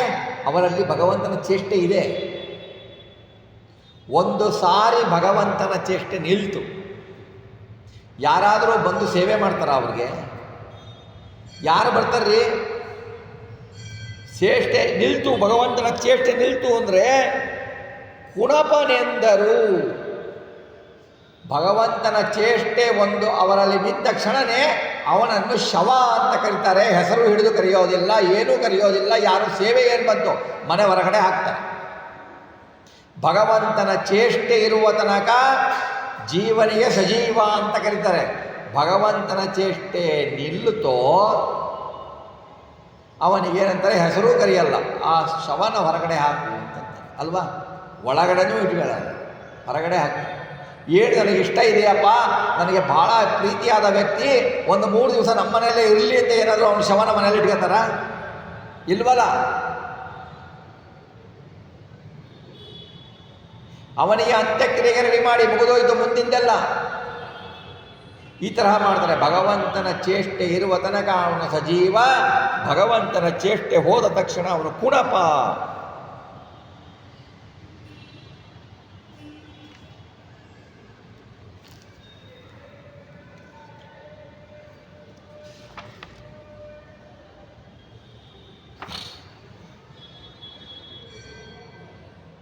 ಮುಂದೆ ಹೇಳ್ತಾರೆ, ಕ್ರೀಡೆಗೋಸುಗ ಅವರವರ ಗತಿ ನೀಡಲೋಸುಗ ದೇಹಗಳ ಕೊಟ್ಟಾಡುವನು ಸ್ವೇಚ್ಛೆಯಲ್ಲಿ ಬ್ರಹ್ಮ ಈಶ ಆದ್ಯರೊಳು ಪಕ್ಕೋ ಮಾಡುವನು ವ್ಯಾಪಾರ ಬಹುವಿಧ ಮೂಢ ದೈತ್ಯರೊಳಿದ್ದು ಪ್ರತಿದಿನ ಕೆಡು ಲಾಭಗಳಿಲ್ಲ ಇದನ್ನರಿದಾವ ಕಾಲದಲ್ಲಿ.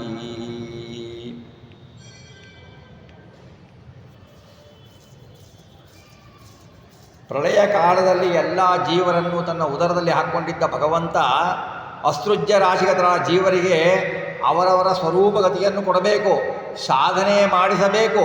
ಅದಕ್ಕೋಸ್ಕರ ಅವನೇನು ಮಾಡ್ತಾನೆ? ಅನಾದಿ ಪ್ರಾರಬ್ಧ ಕರ್ಮ ಭೋಗರೂಪವಾದ ಆಟಗಳನ್ನು ಆಡುವುದಕ್ಕೋಸ್ಕರ ದೇಹಗಳನ್ನು ಕೊಡ್ತಾನೆ.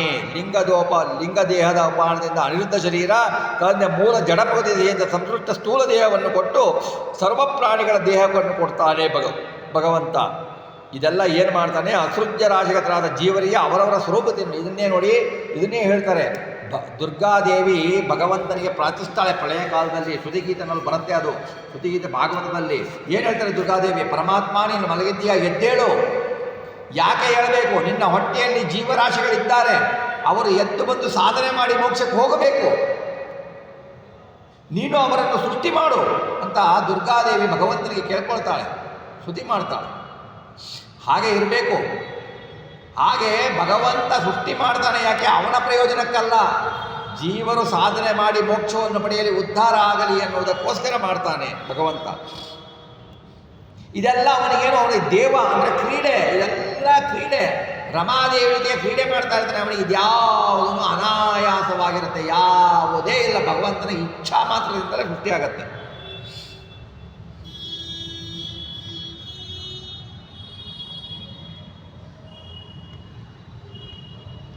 ಅವನು ಬ್ರಹ್ಮನಿಂದ ಹಿಡಿದುಕೊಂಡು ಬಿಟ್ಟು ತೃಣಾಂತ ಜೀವಿಗಳ ಹೃದಯದಲ್ಲಿ ಶರೀರದಲ್ಲಿ ಬರ್ತಾನೆ ಭಗವಂತ.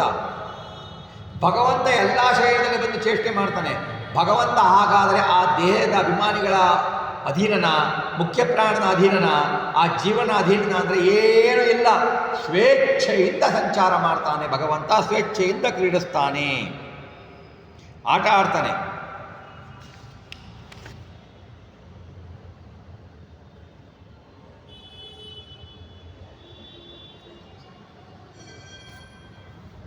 ಅವನು ಏನು ಮಾಡ್ತಾನೆ? ಆಟ ಆಡಿ ಅನೇಕಗಳಿಂದ ಅಂದರೆ ಅವರವರ ಕರ್ಮಗಳಿಗೆ ಅನುಸಾರವಾಗಿ, ಅವರವರ ಯೋಗ್ಯತೆಯ ಅನುಸಾರವಾಗಿ, ಕರ್ಮಗಳಿಗೆ ಅನುಸಾರವಾಗಿ ವ್ಯಾಪಾರವನ್ನು ಮಾಡಿಸ್ತಾನೆ, ಕರ್ಮಗಳನ್ನು ಮಾಡಿಸ್ತಾನೆ. ತನ್ನ ಕ್ರಿಯಾದ್ವಾರ ವ್ಯಾಪ್ತನ ಜೀವನ ಕ್ರಿಯಾದ್ವಾರ ಸ್ಥೂಲೇಂದ್ರಿಯಗಳಲ್ಲಿ ವ್ಯಕ್ತ ಮಾಡ್ತಾನೆ. ಮೂಢ ದೈತ್ಯರೊಳಿದ್ದು, ಮೂಢ ದೈತ್ಯರು ಅಂತಾನೆ. ಯಾಕೆಂದರೆ ದೈತ್ಯರಿಗೆ ಅವರ ಸ್ವರೂಪನೇ ಮೂಢರು. ಅವರಿಗೆ ಎಷ್ಟೇ ಕೇಳಿದರೂ ಭಗವಂತನ ಬಗ್ಗೆ ನಂಬಿಕೆ ಬರಲ್ಲ, ಭಗವಂತನ ಬಗ್ಗೆ ಗುಣಗಳ ಬಗ್ಗೆ ಜ್ಞಾನ ಬರಲ್ಲ, ಅಜ್ಞಾನನೇ ಅವರಿಗೆ. ನಾನಾ ಕರ್ಮಗಳನ್ನು ಅವರ ಯೋಗ್ಯತೆಗನುಸಾರವಾಗೇ ಮಾಡಿಸ್ತಾನೆ.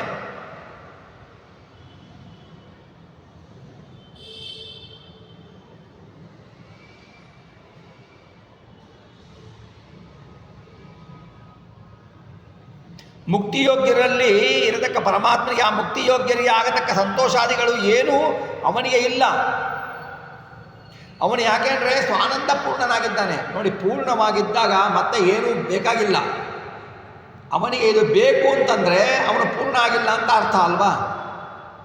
ನಮಗೆ ಇಷ್ಟು ದುಡ್ಡು ಬೇಕು ಅಂದರೆ, ಹಣ ಬೇಕು ಅಂದರೆ ನಮ್ಮಲ್ಲಿ ಅಷ್ಟು ಹಣ ಇಲ್ಲ ಅಂತ ಅರ್ಥ ಅಲ್ವಾ? ಆದರೆ ಭಗವಂತನಿಗೆ ಹಾಗೆ ಪುಣ್ಯ, ಅವನಿಗೆಲ್ಲ ಪೂರ್ಣ ಗನಿಯವನು, ಅವನಿಗೆ ಏನೂ ಬೇಕಾಗಿಲ್ಲ.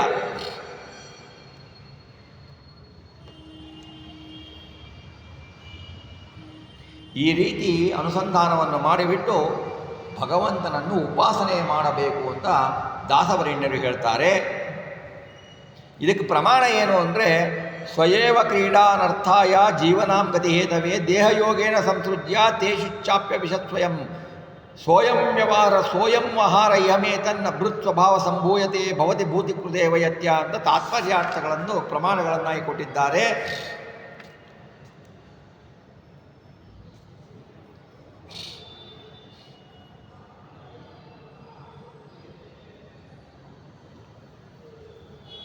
ಮುಂದೆ ಹೇಳ್ತಾರೆ, ಶ್ರೀ ಸರಸ್ವತಿ ಭಾರತೀ ಗಿರಿಜಾ ಶಚೀರತಿ ರೋಹಿಣಿ ಸಂಜ್ಞಾ ಶತರೂಪಾದ್ಯ ಕಿಳ ಸ್ತ್ರೀಯರೊಳು ಶ್ರೀರೂಪ ವಾಸವಾಗಿದ್ದೆಲ್ಲರಿಗೆ ವಿಶ್ವಾಸ ತನ್ನಲ್ಲಿ ಕೊಟ್ಟು ಅವರ ವಿಲಾಸಗಳ ಪೂರೈಸುತ್ತಿಪ್ಪನು ಯೋಗ್ಯತೆಗಳನ್ನರಿತು.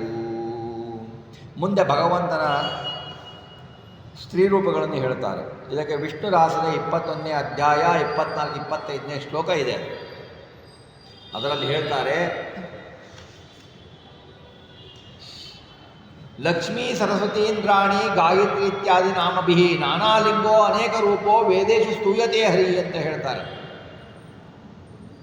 ಶ್ರೀ ರಮಾದೇವಿ, ಶ್ರೀದೇವಿ, ಭೂದೇವಿ, ದುರ್ಗಾದೇವಿ ಅಥವಾ ಅಂಬರಿಣಿ, ಸೀತಾ, ರುಕ್ಮಿಣಿ ಮೊದಲ ಲಕ್ಷ್ಮೀದೇವಿಯರು, ಸರಸ್ವತಿ ಬ್ರಹ್ಮದೇವರ ಪತ್ನಿ, ಭಾರತಿ ವಾಯುದೇವರ ಪತ್ನಿ, ಗಿರಿಜಾ ರುದ್ರದೇವರ ಪತ್ನಿ, ಪಾರ್ವತೀದೇವಿ ರುದ್ರದೇವರ ಪತ್ನಿ ಪಾರ್ವತೀದೇವಿ, ಶಚಿ ಇಂದ್ರದೇವರ ಪತ್ನಿ ಶಚೀದೇವಿ, ರತಿ ಮನ್ಮಥನ ಪತ್ನಿ ರತಿ, ರೋಹಿಣಿ ಚಂದ್ರದೇವರ ಪತ್ನಿ ರೋಹಿಣಿ, ಸಂಜ್ಞಾ ಸೂರ್ಯದೇವನ ಪತ್ನಿ ಸಂಜ್ಞಾ, ಶತರೂಪ ಸ್ವಯಂಭುಮನುವಿನ ಪತ್ನಿ ಶತರೂಪ.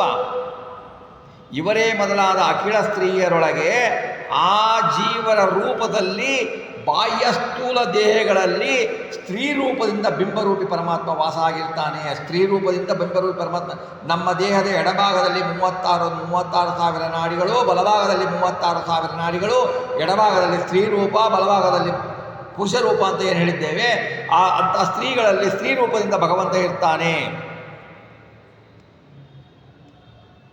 ಇಷ್ಟಿದ್ದು ಏನು ಮಾಡ್ತಾನೆ?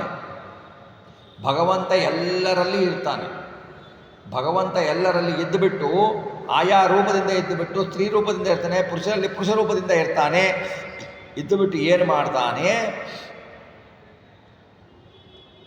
ಎಲ್ಲರಲ್ಲಿಯೂ ವಾಸವಾಗಿರ್ತಾನೆ, ಸಾಧನೆಯನ್ನು ಮಾಡಿಸ್ತಾನೆ, ಅವರವರ ಅಭಿಲಾಷೆಗಳನ್ನು ಕೊಡ್ತಾನೆ. ಭಗವತ್ ಪರೋಕ್ಷ ಆಗಬೇಕೆಂಬ ಇಚ್ಛಾವನ್ನು ಅವರ ಯೋಗ್ಯತೆಗೆ ದ್ವಾರ ಕೊಡ್ತಾನೆ, ಯೋಗ್ಯತೆ ರೀತಿಯಿಂದ ಕೊಡ್ತಾನೆ.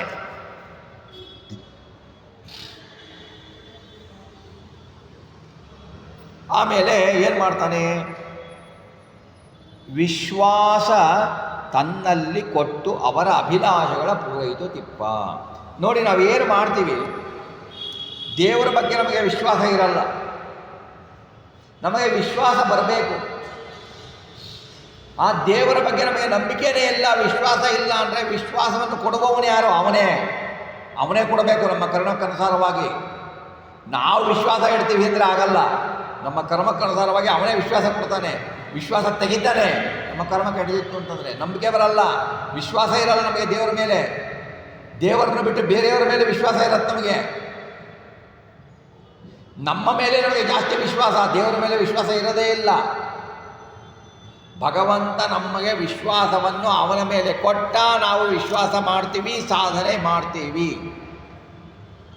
ವಿಶ್ವಾಸವನ್ನು ಭಗವಂತ ಅವರವರ ಯೋಗ್ಯತೆಗೆ ಅನುಸಾರವಾಗಿ ಕೊಡ್ತಾನೆ. ಭಗವಂತ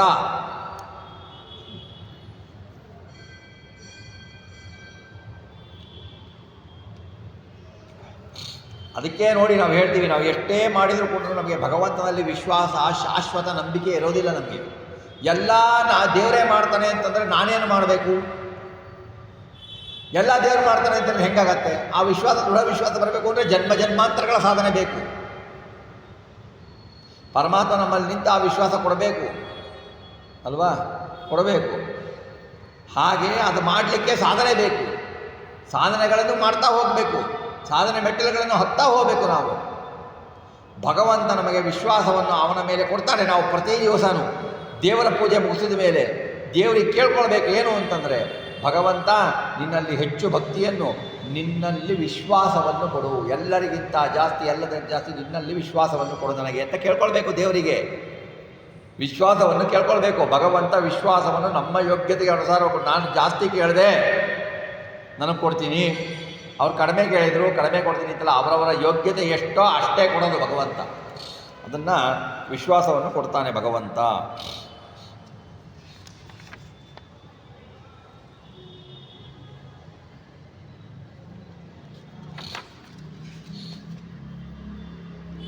ಮುಂದೆ ಹೇಳ್ತಾರೆ, ಕೋಲು ಕುದುರೆಯ ಮಾಡಿ ಆಡುವ ಬಾಲಕರ ತೆರನಂತೆ ಲಕ್ಷ್ಮೀಲೋಲ ಸ್ವಾತಂತ್ರ್ಯ ಗುಣವ ಬ್ರಹ್ಮಾದ್ಯರೊಳಗಿಟ್ಟು ಲೀಲೆಗೈವನು ತನ್ನವರಿಗನುಕೂಲನಾಗಿದ್ದೆಲ್ಲ ಕಾಲದೆ ಖುಲ್ಲರಿಗೆ ಪ್ರತಿಕೂಲನಾಗಿಯ ಪ್ರಕಟನಾಗದಲೇ.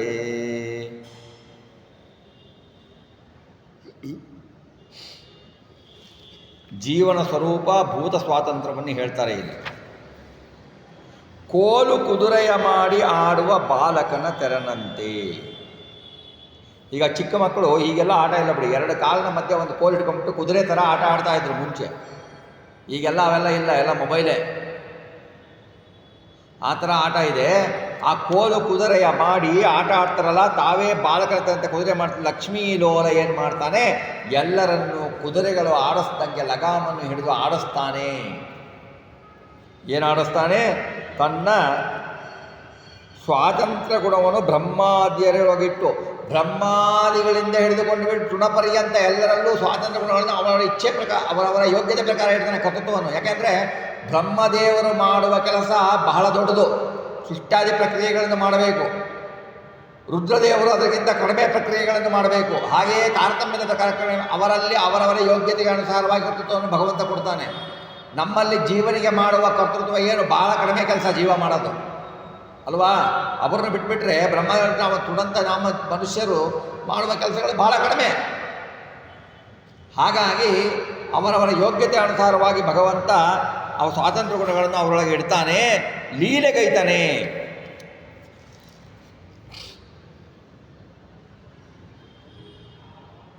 ಅಂದರೆ ಆ ಕೋಲಿನ ಸದೃಶ ಯಾಕೆ ಕೊಟ್ಟರು ಅಂದರೆ, ಆ ಕೋಲನ್ನು ಆಟ ಆಡಿಸಿದರೆ ಬಾಲಕ ಕೋಲು ಆಟ ಆಡುತ್ತೆ ಅಲ್ವಾ, ಕುದುರೆ ಥರ. ಹಾಗೆ ಭಗವಂತ ನಮ್ಮನ್ನು ಆಟ ಆಡಿಸಿದರೆ ನಾವು ಆಟ ಆಡ್ತೀವಿ, ಇಲ್ಲ ಅಂದರೆ ಇಲ್ಲ, ಇಲ್ಲ ಅಂದರೆ ಇಲ್ಲ. ಅದನ್ನು ಸದೃಶವನ್ನು ಕೊಡ್ತಾರೆ.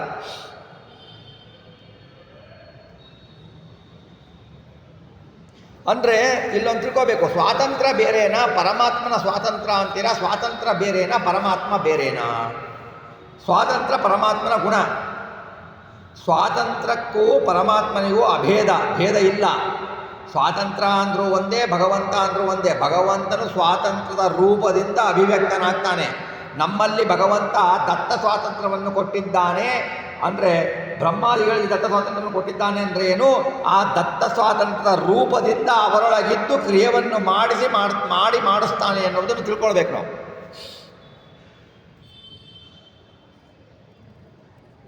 ತಾನು ಇರೋದಲ್ಲದೆ ಲಕ್ಷ್ಮೀದೇವಿ ಸಹಿತ ಇರ್ತಾನೆ, ಎಲ್ಲ ಕಾಲದಲ್ಲಿ ಇರ್ತಾನೆ. ತನ್ನವರಿಗೆ ತನ್ನ ಭಕ್ತರಿಗೆ ಅನುಕೂಲವಾಗಿರ್ತಾನೆ, ಲೀಲೆಯಿಂದ ಮಾಡ್ತಾನೆ. ಖುಲ್ಲರಿಗೆ, ಭಗವಂತನ ತನ್ನಲ್ಲಿ ದ್ವೇಷ ಮಾಡತಕ್ಕವರಿಗೆ, ಸ್ವರೂಪ ಸ್ವಭಾವವರಿಗೆ ಅವನಿಗೇನು ಮಾಡ್ತಾನೆ? ದುಸ್ಸಾಧನೆಗಳನ್ನು ಮಾಡಿಸ್ತಾನೆ. ಅಂದರೆ ನಾನೇ ಅಹಂ ಅನ್ನೋದು, ನಾನೇ ದೇವರು ಅನ್ನೋದು, ದೇವರಿಗೆ 8 ಗುಣ ಅನ್ನೋದು, ದೇವರ ರೂಪಕ್ಕೂ ದೇವರಿಗೂ ಭೇದವನ್ನು ಕಲ್ಪಿಸುವುದು, ದೇವರ ಭಕ್ತರನ್ನು ನಿಂದಿಸುವುದು, ದೇವರನ್ನು ನಿರ್ಗುಣ ನಿರಾಕಾರ ಅನ್ನೋದು, ದೇವರಿಗೆ ಆಕಾರವೇ ಇಲ್ಲ, ದೇವರಿಗೆ ಶರೀರವೇ ಇಲ್ಲ ಅನ್ನೋದು, ದೇವರು ನಮ್ಮಂತೆ ಮನುಷ್ಯ ಅನ್ನುವುದು, ದೇವರು ಲಕ್ಷ್ಮಿಗೂ ವಿಯೋಗ ಇದೆ ಅನ್ನುವರು. ಇವರೆಲ್ಲರೂ ಏನು ಮಾಡ್ತಾರೆ? ಭಗವಂತನ ದ್ವೇಷ ಮಾಡುವವರು ಅಂತ ಹೇಳ್ತಾರೆ. ಇವರ ಸ್ವರೂಪ ದ್ವಾರ ಅವರನ್ನು ಅನ್ನತ್ತಮಸ್ಸಿಗೆ ಭಗವಂತ ಹಾಕ್ತಾನೆ ಅನ್ನೋದನ್ನು ಹೇಳ್ತಾರೆ.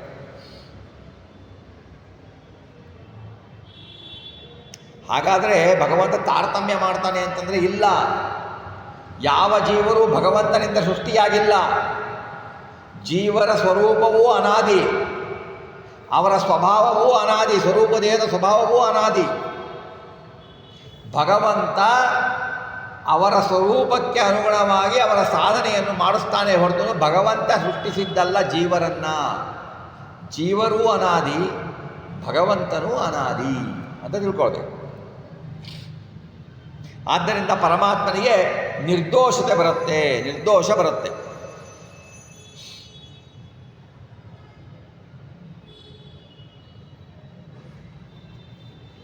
ಮುಂದೆ ಹೇಳ್ತಾರೆ, ಸೌಪರ್ಣಿ ವರವಾಹನ ನಾನಾ ರೂಪ ನಾಮದಿ ಕರೆಸು ತವರ ಸಮೀಪದಲ್ಲಿದ್ದ ಕಿಳ ವ್ಯಾಪಾರಗಳ ಮಾಡುವನೋ, ಪಾಪ ಪುಣ್ಯಗಳೆರಡವರ ಸ್ವರೂಪಗಳನ್ನನುಸರಿಸಿ ಉಣಿಪ ಪರೋಪಕಾರಿ ಪರೇಶ ಪೂರ್ಣಾನಂದ ಜ್ಞಾನಘನ. ಸೌಪರ್ಣಿ ವರವಾಹನ. ಸೌಪರ್ಣಿ ಅಂದರೆ ಗರುಡದೇವರ ಪತ್ನಿ. ಸೌಪರ್ಣಿ ದೇವರ ಪತಿಯಾದ ಗರುಡದೇವರು ತನ್ನ ಭುಜದಲ್ಲಿ ಧರಿಸಿದವಂತಹ ನಾರಾಯಣ. ಗರುಡದೇವರು ನಾರಾಯಣನನ್ನು ಭುಜದಲ್ಲಿ ಧರಿಸಿದ್ದರು. ಅಂತಹ ನಾರಾಯಣ ನಾನಾ ರೂಪದಲ್ಲಿ, ನಾನಾ ಹೆಸರಿನಲ್ಲಿ ವಿಧವಾದ ಜೀವನ ಸ್ವರೂಪಗಳು, ಆಯಾ ಸ್ವರೂಪಕ್ಕೆ ಅನುಸರಿಸಿ ಜೀವನ ಯಾವ್ಯಾವ ಸ್ವರೂಪಕ್ಕೆ ಇದೆಯೋ ಆಯಾ ಸ್ವರೂಪದಕ್ಕೆ ಅನುಸರಿಸಿದ ನಾಮಗಳು. ಜೀವ ಸ್ವರೂಪಗಳಲ್ಲಿ ಆಯಾ ನಾಮರೂಪದಿಂದಲೂ ಇರ್ತಾನೆ, ಅದೇ ಪ್ರಕಾರ ಹೆಸರಿನಿಂದಲೂ ಕರೆಸಿಕೊಳ್ತಾನೆ. ಆಯಾ ಪ್ರಾಣಿಗಳ ಸಮೀಪವಾಗಿ ಇರ್ತಾನೆ, ಬಿಂಬನಾಗಿ ಇರ್ತಾನೆ. ಅವ ಪರಮಾತ್ಮ ಇಲ್ಲದೆ ಇಲ್ಲ, ಬಿಂಬ ಇಲ್ಲದೆ ಪ್ರತಿಬಿಂಬ ಇಲ್ಲ. ಬಿಂಬನಾಗಿ ಅವಿಯೋಗನಾಗಿ ಅಂತರ್ಗತನಾಗಿ ಇರ್ತಾನೆ. ಇಚ್ಛಾದಿಗಳನ್ನು ಹುಟ್ಟಿಸ್ತಾನೆ. ಭಗವಂತನ ಜ್ಞಾನ, ಇಚ್ಛೆ, ಪ್ರಯತ್ನ ನೋಡಿ, ಈ ಮೂರೂ ಭಗವಂತನ ಇಚ್ಛಾ ಪ್ರಯತ್ನ ಅವನಿಗೆ ಸ್ವಯಂ ಇದೆ.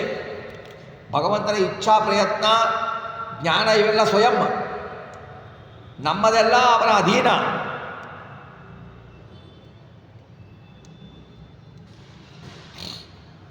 ಇದಕ್ಕೊಂದು ಉದಾಹರಣೆ ಕೊಡ್ಬೋದು ಅಂತಂದರೆ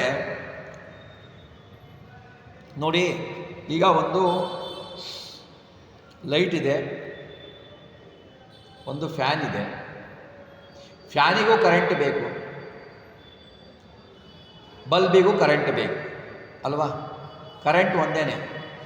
ಫ್ಯಾನಿಂದ ಬೆಳಕು ಬರಲ್ಲ, ಬಲ್ಬಿಂದ ಗಾಳಿ ಬರಲ್ಲ ಅಲ್ವಾ?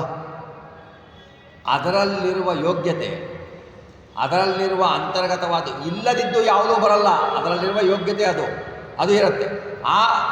ಆ ಕರೆಂಟಿನ ಆ ವಿದ್ಯುತ್ತಿನ ಪ್ರೇರಣೆಯಿಂದ ಅದು ತನ್ನ ಕಾರ್ಯವನ್ನು ಕರ್ತೃತ್ವವನ್ನು ಮಾಡುತ್ತೆ. ಯಾವಾಗ ವಿದ್ಯುತ್ ನಿಲ್ಲತ್ತೋ, ಯಾವಾಗ ಭಗವಂತ ಮರೆ ಆಗ್ತಾನೋ ಆವಾಗ ಅದು ಕರ್ತೃತ್ವ ಇರೋದೇ ಇಲ್ಲ. ಭಗವಂತನೂ ಕರ್ತೃ, ನಾವೂ ಕರ್ತೃ. ಏನು ವ್ಯತ್ಯಾಸ ಅಂದರೆ ಭಗವಂತನಿಗೆ ಇನ್ ಬಿಲ್ಟ್ ಸ್ವಾತಂತ್ರ್ಯ. ನಾವೇನಂತೀವಿ ಈಗ ಇನ್ ಬಿಲ್ಟ್ ಬ್ಯಾಟ್ರಿ ಇದೆ ಅಂತೀವಿ ನೋಡಿ, ನಾವು ಇನ್ ಬಿಲ್ಟ್ ಬ್ಯಾಟ್ರಿ ವರ್ಕ್ ಆಗತ್ತೆ. ಹೊರಗಡೆ ಕರೆಂಟಿನ ಮೇಲಿಂದ ವರ್ಕ್ ಮಾಡೋ ಫ್ಯಾನು ತಿರುಗಲಿಲ್ಲ ಅಂದರೂ ಇನ್ ಬಿಲ್ಟ್ ಬ್ಯಾಟ್ರಿ ಇರೋ ಫ್ಯಾನ್ ತಿರುಗತ್ತಲ್ವಾ? ಭಗವಂತನಲ್ಲಿಯೇ ಅವನ ಸ್ವತಂತ್ರವಾದ ಗುಣಗಳಿದ್ದಾವೆ. ಇನ್ ಬಿಲ್ಟ್ ಜ್ಞಾನ ಇಚ್ಛಾ ಪ್ರಯತ್ನ ಇದೆ, ನಮ್ಮದಲ್ಲಿ ಇನ್ ಬಿಲ್ಟ್ ಇಲ್ಲ, ಭಗವಂತನ ಅಧೀನದಲ್ಲಿದೆ. ಹಾಗಾಗಿ ಆ ಕರ್ತೃತ್ವದ ಮೈನಲ್ಲಿ ಅಷ್ಟು ಡಿಫರೆನ್ಸ್ ಬರುತ್ತೆ ನಮಗೆ. ಆಮೇಲೆ ಸ್ಥೂಲ ದೇಹೇಂದ್ರಿಯಗಳಲ್ಲಿ ಬಿಂಬನಾಗಿದ್ದೇನು ಮಾಡ್ತಾನೆ, ನಮ್ಮ ಇಂದ್ರಿಯಗಳ ದ್ವಾರ ಏನು ವ್ಯಾಪಾರಗಳನ್ನು ಮಾಡಬೇಕು ಎಲ್ಲ ವ್ಯಾಪಾರವನ್ನೂ ಮಾಡಿಸ್ತಾನೆ.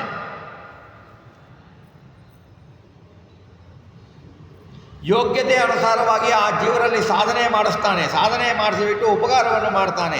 ಪರೇಶ ಅಂದ್ರೇನು? ಅನ್ಯರಾದ ರಮಾ ಬ್ರಹ್ಮಾದಿಗಳ ತೃಣಾಂತ ದಿವಿತ ಜೀವರಿಗೆ ಸ್ವಾಮಿಯಾದವನು ಭಗವಂತ. ಪೂರ್ಣ ಅವನು, ಪೂರ್ಣ ಅಂದರೆ ತುಂಬಿದವನು. ಅವನು ಏನೂ ಕಡಿಮೆ ಇಲ್ಲ ಅವನಿಗೆ.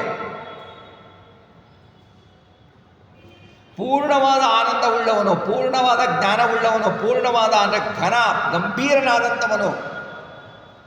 ಇಂತಹ ಪರಮಾತ್ಮ ಪಾಪ ಪುಣ್ಯಗಳ ಆಯಾ ಜೀವಿಗಳ ಸ್ವರೂಪವನ್ನು ಅನುಸರಿಸಿ ಇರತಕ್ಕದವರನ್ನು ಉಣಿಪ, ಅವರಿಗೇನಿದೆಯೋ ಅದನ್ನು ಉಣಿಸ್ತಾನೆ. ಇದರಲ್ಲಿ ಏನಂದರೆ ಮಿಥ್ಯಾ ಜ್ಞಾನವೇ ಪಾಪ, ಭೇದ ಜ್ಞಾನವೇ ಪುಣ್ಯ ಅಂತ ತಿಳ್ಕೊಳ್ಬೇಕು. ಆ ತಿಳ್ಕೊಂಡ್ಬಿಟ್ಟು ಯಾರು ಅಜ್ಞಾನಿಗಳು, ಯಾರು ಭಗವಂತನ ಬಗ್ಗೆ ದ್ವೇಷವನ್ನು ಸಾಧಿಸ್ತಾರೆ ಅವರಿಗೆ ಎಷ್ಟೇ ಪುಣ್ಯ ಮಾಡಿದರೂ ಅದು ಪಾಪಕ್ಕೆ ಆಗತ್ತೆ.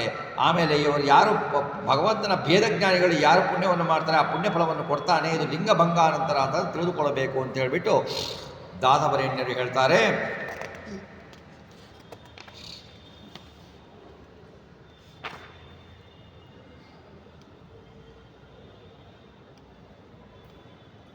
ಮುಂದೆ ಹೇಳ್ತಾರೆ, ಅಹರ ನಿದ್ರಾ ಮೈಥುನಗಳ ಹರ ಹರ ಬಯಸಿ ಬಳಲುವವ ಲಕ್ಷ್ಮೀ ಮಹಿತನ ಮಹಾಮಹಿಮೆಗಳ ನೆಂತರಿವ ನಿತ್ಯದಲ್ಲಿ ಐಕ ಸೌಖ್ಯವ ಮರೆದು ಮನದಲ್ಲಿ ವಹಿಸಿ ಶಾಸ್ತ್ರಾರ್ಥಗಳ ಪರಮೋತ್ಸವದಿ ಕೊಂಡಾಡದಲ್ಲಿ ಮೈ ಮರೆದವರಿಗಲ್ಲದಲ್ಲಿ. ಪರಮಾತ್ಮನ ಮಹಿಮೆಯನ್ನು ಯಾರು ತಿಳಿತಾರೆ, ಯಾರು ತಿಳಿಯೋಲ್ಲ ಈ ಮಹಿಮೆಯನ್ನು ಎಂಬುದನ್ನು ಇಲ್ಲಿ ವರ್ಣಿಸ್ತಾರೆ.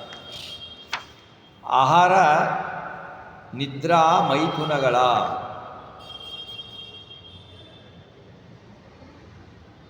ಆಹಾರ ಅಂದರೆ ಜಿಹ್ವಾ ಚಾಪಲ್ಯದಿಂದ ಸಿಕ್ಕಿದ್ದು ತಿನ್ನುವುದು. ನಾವು ಮಾಡೋದು ಅದನ್ನೇ ಅಲ್ವಾ? ನಮ್ಮ ಬಾಯಿಗೆ ಯಾವಾಗೂ ಬ್ರೇಕ್ ಇಲ್ಲ, ಮಲಗಿದಾಗ ಒಂದು ಬ್ರೇಕ್ ಇರುತ್ತೆ ಅಷ್ಟೇ.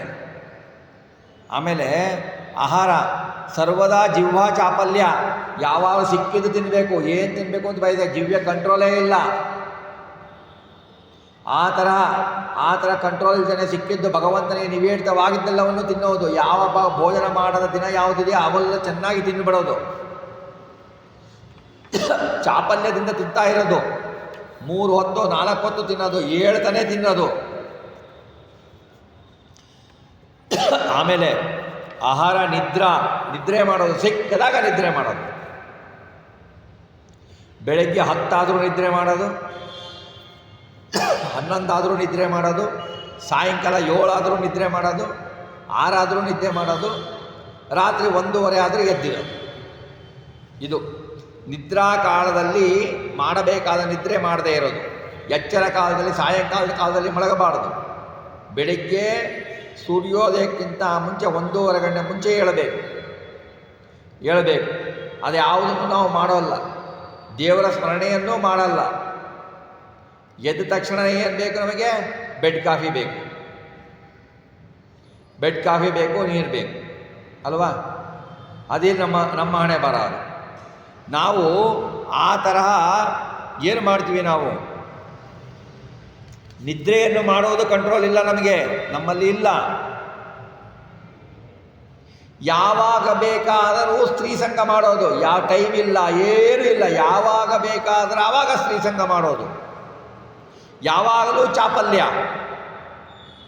ಸ್ವಸ್ತ್ರೀ ಪರಸ್ತ್ರೀ ಯಾರು ವ್ಯತ್ಯಾಸನೇ ಇಲ್ಲ, ಭೋಗ ಮಾಡಿಬಿಡೋದು. ಹಗಲು ರಾತ್ರಿ ಏನು ವಿವೇಚನೆಯೇ ಇಲ್ಲ, ಯಾವಾಗ ಬೇಕೋ ಆವಾಗ ಬಯಸೋದು. ಸ್ತ್ರೀ ಲೋಲನಾಗೋದು, ಲಂಪಟನಾಗೋದು. ಹಿಂಗಿರುವ ಮನುಷ್ಯ ಹೇಗ್ರಿ ಭಗವಂತನನ್ನು ತಿಳ್ಕೊಳ್ತಾನೆ? ಭಗವಂತನನ್ನು ಹೇಗೆ ತಿಳ್ಕೊಳ್ತಾನೆ ಅವನು? ಯಾವಾಗಲೂ ಸ್ತ್ರೀ ಲಂಪಟ, ಯಾವಾಗಲೂ ಭೋಜನ ಮಾಡ್ತಾ ಇರೋದು, ಯಾವಾಗಲೂ ನಿದ್ರೆ ಮಾಡ್ತಾ ಇರೋದು, ಏಳೋದು, ತಿನ್ನೋದು, ಭೋಗ ಮಾಡೋದು, ಮಲಗೋದು. ಇಂತಹ ಯಾವಾಗಲೂ ಬರೀ ಇಂದ್ರಿಯ ಚಾಪಲ್ಯಗಳಿಗೆ ಸಿಲುಕಿ ಇಂದ್ರಿಯ ನಿಗ್ರಹವನ್ನು ಸ್ವಲ್ಪವೂ ಮಾಡದೆ ಭಗವಂತನಲ್ಲಿ ಮನಸ್ಸನ್ನು ಕೊಡದೇ ಇರುವವನಿಗೆ ಭಗವಂತನ ಮಹಿಮೆ ಹೇಗೆ ತಿಳಿಯುತ್ತೆ ಅಂತ ಹೇಳ್ತಾರೆ. ಎಂತರಿವ ಹೇಗೆ ತಿಳ್ಕೊಳ್ತಾನೆ ಅವನು?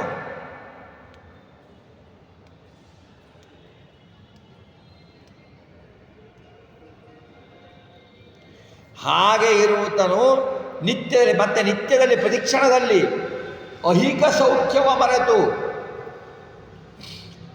ಆಹಾರ ನಿದ್ರಾ ಮೈತ್ರಿಯ ಸುಖಗಳಲ್ಲಿ ಬರುವ ಸೌಖ್ಯವನ್ನು ಕಡಿಮೆ ಮಾಡಿ ಮರೆತು ಬಿಟ್ಟು ಆಶಾವನ್ನು ತ್ಯಾಗ ಮಾಡಿ ಅಹಂ ಮಮತಾದಿಗಳನ್ನು ಬಿಟ್ಟು ಐಹಿಕ ವಿಷಯದಲ್ಲಿ ಎಷ್ಟು ಬೇಕೋ ಅಷ್ಟು ಇಟ್ಟು, ಹ್ಯಾಂಗಿರಬೇಕೋ ಹಾಗಿಟ್ಟು ಪರಮಾತ್ಮನಲ್ಲಿ ತೈಲ ಧಾರೆಯಂತೆ ಮನಸ್ಸು ಮಾಡಿದರೆ ಗುರುಗಳ ಮುಖದಿಂದ ಸತ್ಯಾಸ್ತ್ರಗಳನ್ನು ಓದಬೇಕು. ನಾವು ಓದ್ತೀವಿ, ಇಂಟರ್ನೆಟ್ನಲ್ಲಿ ಸಿಗತ್ತೆ ಅಂದರೆ ಅಲ್ಲ, ಗುರುಗಳ ಮುಖಾಂತರ ಓದಬೇಕು. ಇಂಟರ್ನೆಟ್ನಲ್ಲಿ ನಾವು ಶಾಸ್ತ್ರ ನೋಡಿದರೆ ನೆಟ್ಟಿನಲ್ಲಿ ಸಿಕ್ಕಿಬಿಡ್ತೇವೆ ನಾವು. ನಮಗೆ ಹೊರಗಡೆ ಬರುವುದೇ ಗೊತ್ತಾಗಲ್ಲ, ಯಥಾರ್ಥ ಜ್ಞಾನ ಬರಲ್ಲ, ಹೊರಗಡೆ ದಾರಿ ಗೊತ್ತಾಗಲ್ಲ, ಮೋಕ್ಷ ಬಂಧನದ ಬಿಡುಗಡೆಯ ದಾರಿ ಗೊತ್ತಾಗಲ್ಲ ನಮಗೆ ಆ ನೆಟ್ಟಿನಲ್ಲಿ ಮಾಡ್ತೀವಿ ಅಂತಂದರೆ.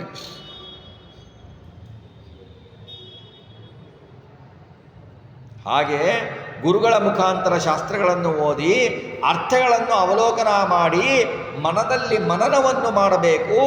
ಪರಮೋತ್ಸವದ ಅನುಷ್ಠಾನ ಮಾಡಿ ಅತ್ಯಂತ ಸಂತೋಷದಿಂದ ಕೊಂಡಾಡಬೇಕು ಪರಮಾತ್ಮನನ್ನು. ಯಾರು ಭಗವಂತನ ಕಥೆಯನ್ನು ರೋಮಹರ್ಷಣರಾಗಿ ಅತ್ಯಂತ ಹರ್ಷದಿಂದ ಮೈ ಪುಳಕಿತರಾಗಿ ಆನಂದ ಭರಿತರಾಗಿ ರೋಮಾಂಚನವಾಗಬೇಕು ಮೈ, ಭಗವಂತನ ಕಥೆಯನ್ನು ಕೇಳಿ, ಭಗವಂತನ ಕಾರಣ್ಯವನ್ನು ಕೇಳಿ ಹೇಳಿದವರಿಗೆ ಮೈ ರೋಮಾಂಚನವಾಗಬೇಕು, ಕೇಳಿದವರಿಗೆ ಮೈ ರೋಮಾಂಚನವಾಗಬೇಕು. ಹಾಗೆ ಆಗಿ ಪರಮಾತ್ಮನನ್ನು ಕೊಂಡಾಡುತ್ತಾ ಮೈಮರೆದವರಿಗೆ ಶರೀರದಲ್ಲಿ ಒಂಚೂರು ಅಭಿಮಾನ ಇಲ್ಲದೇನೆ ಆನಂದರೇಕದಿಂದ ಕುಣಿದವರಿಗೆ